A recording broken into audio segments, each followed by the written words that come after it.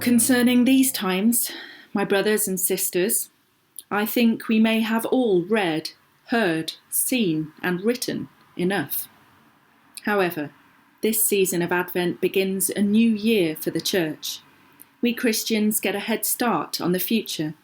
While the rest of the world is trying to catch up, we have entered already into the joy and mystery of Advent.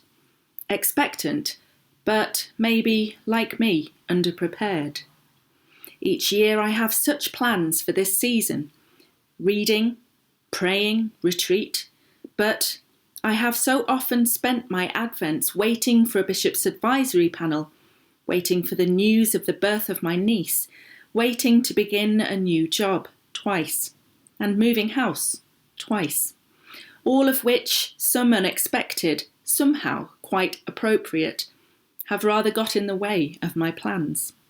And if I'm honest, resulted in some early nights and late mornings. Those who sleep as much as they can, especially in times such as these. But as for plans this year, I haven't really made any. I have been working, praying, waiting, and thinking. I have been reflecting on the Advent imagery of light and shade, the glorious collect exhorting us to cast off the works of darkness and put on the armour of light, in the light of 2020. St. Paul tells us we are children of light and of day, not of night or of darkness. How does this feel in the context of the Black Lives Matter movement, in the light of the casual and overt racism being exposed not just in our institutions, church included, but in the fabric of our society? We are all familiar with the ways dark and light have been used to insult and oppress, and if not, there is much to learn. The light of truth has been shone brightly and courageously on prejudice and inequality this year. There is much work still to be done, and armed with faith and love, we hope and we persevere, for we are all destined for salvation. Dietrich Bonhoeffer wrote, "A prison cell is like our situation in Advent. One waits, hopes, does this and that, meaningless acts, but the door is locked and can only be opened from the outside. That is how I feel just now."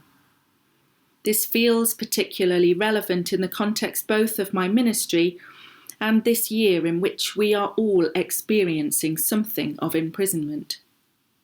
This October, the slogan for Prisons Week was "United in Lockdown," and the free posters have made their way onto the walls of many of the men I serve.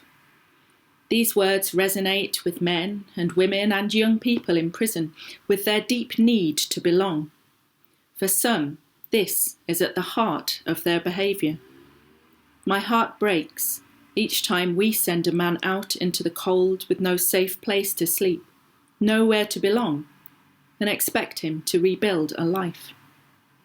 We are instructed to encourage one another and build one another up, our family, friends, colleagues, and neighbours.